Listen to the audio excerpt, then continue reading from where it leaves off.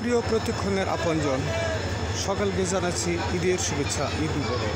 বন্ধুরা, আপনারা দেখতে পাচ্ছেন বাহাদুরাবাদ ঘাট থেকে ছেড়ে আসা ট্রেনটি যাত্রী বোঝাই করে ঢাকার উদ্দেশ্যে ছেড়ে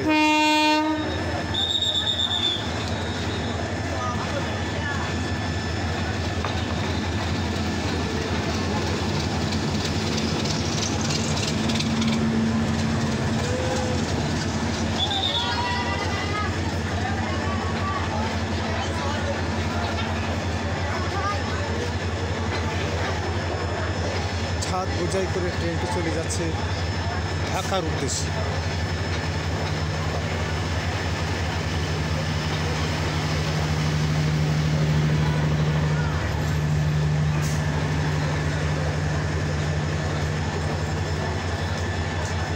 ঈদের আনন্দ শেষ করে আত্মীয় স্বজন পরিবার পরিজনের সাথে ঈদ আনন্দ ভাগাভাগি করে এখন চলে যাচ্ছে নিজ কর্মস্থলের উদ্দেশ্যে।